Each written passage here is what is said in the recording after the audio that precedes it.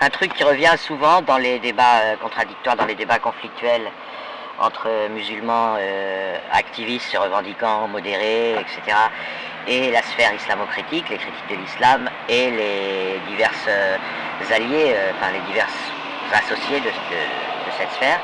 Et sachant qu'on peut mettre aussi dans le camp des musulmans qui se revendiquent modérés le mouvement un peu islamo-marxiste de type LFI en France, par exemple, il y a quelque chose qu'on remarque, c'est qu'ils ne sont pas crus. C'est-à-dire que les musulmans reprochent aux gens qui attaquent leur thèse, c'est de les accuser d'être d'être des fondamentalistes, d'être des extrémistes. Alors je vais expliquer comment ça marche et pourquoi c'est normal en fait. Quand on explore panoramiquement Internet et les réseaux sociaux, vous ne trouvez pas de traces d'islam non terroriste. Sauf s'il y a une présence de mécréants. C'est-à-dire, sauf si c'est un échange, un bavardage, un space, un live, où il y a des non-musulmans venus interpeller, interroger des musulmans. Mais la présence, et cette présence, elle est généralement, ce sont des gens, les musulmans, les activistes, ce sont des gens qui se présentent, par exemple, comme ayant la nationalité française, ou peu importe, espagnole, ce que vous voulez. Bon, moi j'écoute ce qui est francophone, et qui disent vous nous confondez avec Daesh, avec les talibans, avec les prédicateurs moyen-orientaux, alors qu'on ne dit pas pareil, on s'en désavoue, blablabla. C'est le seul moment où vous voyez ça sur les réseaux sociaux et sur Internet. Donc la question qui se pose, c'est pourquoi c'est ça, c'est le seul moment. Si vous voulez, par exemple, comparé à d'autres religions ou idéologies, vous avez d'un côté des écrits modérés et de l'autre côté des écrits radicaux ou obscurantistes, mais vous pouvez tout trouver. Je vais prendre un exemple, chez les chrétiens, vous avez quelques intégristes, bon, il n'y en a pas beaucoup qui se battent en duel, mais vous avez aussi des pages entières de christianisme modéré, de christianisme, voilà comment. Et il n'y a pas besoin, vous n'avez pas l'obligation d'aller dans un live ou dans un space avec des gens qui disent je suis chrétien mais je me désavoue d'un tel qui est fanatique, qui est intégriste, pour savoir que le non-intégrisme existe. Tandis que, pareil pour le judaïsme, il faut gratter, chercher hyper longtemps, il faut aller sur... Alors, l'accès est accéléré, enfin vous pouvez aller plus vite parce que vous avez les sphères nazies anti-juives qui ont essayé de choper, bon en général ils font avec de l'intelligence artificielle, mais ils ont essayé d'attraper quelques discours obscurantistes ici ou là, mais les gens, ils croisent tout le monde juif, il est visible partout. Et d'ailleurs, vous croisez même dans le camp adverse, là, dans le camp antisémite, des gens qui reprochent aux juifs d'être athées, agnostiques, religieux, etc. Donc il n'y a pas de problème. Alors pourquoi il y a un problème avec l'islam? Parce que la seule présence d'un islam supposément modéré que vous pouvez croiser, c'est dans un débat où un musulman, ce qui est d'ailleurs en plus relativement rare, parce que souvent ils disent nous n'avons pas de compte à rendre aux mécréants. Ok, c'est aux mécréants de se soumettre à l'islam, c'est pas aux musulmans de rendre des comptes aux mécréants. Mais une fois contourné ce petit obstacle, le musulman va se revendiquer en tant que personne. En fait, il va se revendiquer d'une certaine manière en tant que non-musulman. Mais si on lui dit donne-moi des écoles de pensée, bah, quand je dis école au sens informel, parce que les écoles elles sont par définition intégristes, mais donne-moi des mouvements internet, des auteurs, des livres et des ceci, des cela. Et il n'a rien.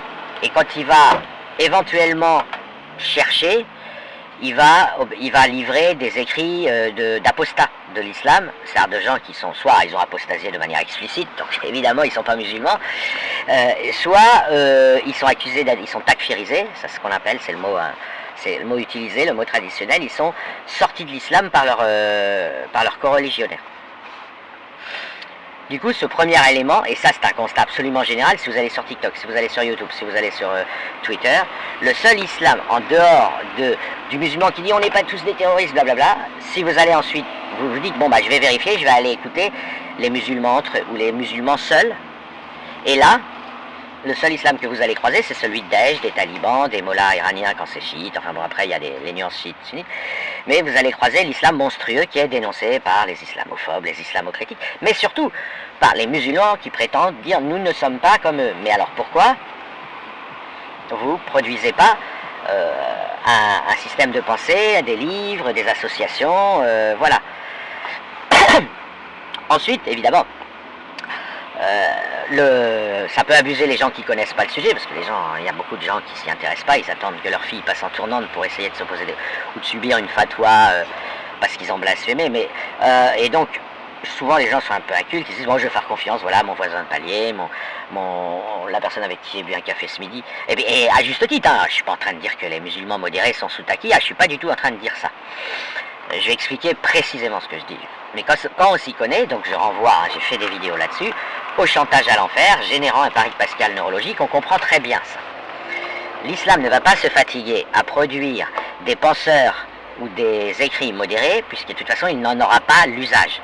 Le seul usage possible d'écrits modérés, ce serait pour mentir à des mécréants, leur faire croire qu'ils sont modérés doctrinalement, si vous voulez. Sauf que, contrairement aux autres religions qui sont facultatives, l'islam est obligatoire. C'est une théorie qui dit que vous allez en enfer, vous les vivre éternellement après le passage sur terre, si vous passez à côté, quoi, si vous vous soumettez pas, ou même si vous ratez votre coup, si vous êtes un mounafik. C'est le verset 2,85 du Coran. Et donc, quand ils sont entre eux, alors, quand ils vivent au quotidien, ils peuvent tout à fait être modérés, parce qu'ils ont des raisons diverses de l'être, ils ont envie de profiter de la vie, de la dunya, etc. Donc ils sortent de l'islam dans leur quotidien en se disant « je suis dans le péché ». Eux, ils se rassurent en se disant « je suis dans le péché, mais tout le monde pêche, voilà ». Mais, doctrinalement, ils vont pas s'intéresser à des écrits modérés, puisqu'ils savent qu'ils vont les rejeter comme des écrits munafiques ou apostats secrets. Vous voyez, ils vont dire c'est du chalgoumi. Pourquoi? Parce que eux, ils ont un enjeu qui est clair, net, précis, concret, matériel, c'est de ne pas aller brûler vif éternellement après le passage sur Terre. Et ils ont ordre de ne pas profiter de la vie et de la rendre la plus pourrie possible pour se maintenir stable. Donc, ils vont pas perdre leur temps à produire des écrits islamiques qui feraient illusion, parce qu'ils vont pas s'en servir en fait. Alors, ils les produiraient que pour essayer de berner 3 interlocuteurs dans un débat public, dans un space, dans un live, éventuellement dans une émission de télé. Vous comprenez que ça limite énormément la possibilité. Donc eux, ce qui les intéresse, c'est d'avoir des tuyaux pour pas aller en enfer, pour aller au paradis. Okay, c'est-à-dire ils veulent bien, ils savent qu'ils sont tentés de vivre, parce que voilà, et donc comme l'islam interdit de vivre, ils cherchent des tuyaux pour bien se mettre dans cette position d'ascèse. Hein. C'est une ascèse, le refus de la dunya. Donc ils ont besoin de vrais tuyaux. Donc ils vont prendre l'islam de Daesh, des talibans, des mollahs, l'islam littéral, ils vont le prendre. Tout simplement pour pas. Ils disent voilà, je vais suivre des conseils pour pas aller en enfer. Leur préoccupation, le reste, c'est rien. Ils vont pas se fatiguer, et c'est pour ça que vous avez un soutien apparent ou réel, enfin c'est ni apparent ni réel, c'est un soutien d'une certaine nature du musulman bruyant sur les réseaux, ou en tout cas qui parle, qui montre qu'il est musulman, à Daesh, aux talibans, etc. Et il n'y a que quand il est devant les mécréants, il sort ses sophismes habituels pour faire semblant que non. Et c'est tout simplement parce que dans la pratique, son vrai, sauf s'il vient militer sur les réseaux, mais sa vraie préoccupation, c'est de ne pas aller en enfer. Vous comprenez? Et si on croyait que l'islam n'est pas une grosse débilité, une escroquerie, etc., on ferait comme eux. C'est le pari pascal neurologique. Voilà. Et on serait peut-être aussi ridicule qu'eux, on s'auto-mutilerait, on s'auto-amputerait des récepteurs du féminin, on n'arriverait pas à raisonner, on n'arriverait pas à écouter. C'est tout à fait possible. Il n'y a pas le problème que vous rencontrez chez les musulmans, cette espèce d'incompréhensible mauvaise foi, puisqu'elle est plus comique, à l'arrivée avec le recul, vous n'arriverez jamais à les ridiculiser autant qu'ils se ridiculisent eux-mêmes. C'est-à-dire que c'est en les enregistrant, en les laissant parler, que vous provoquez des évanouissements chez ensuite, si vous montrez ça à des gens, ils vont dire ça existe ça, voilà, les gens sont atterrés. Si vous prenez des enregistrements pendant 1 heure, 2 heures de Space Musulman, les gens de l'extérieur, ils vont dire mais c'est pas possible, ils jouaient un rôle. Et donc du coup on se dit, c'est quand même bizarre, eh bien non, c'est parce qu'ils sont dans une autre démarche. Ils sont dans une démarche, je dirais entre guillemets pragmatique. Hein.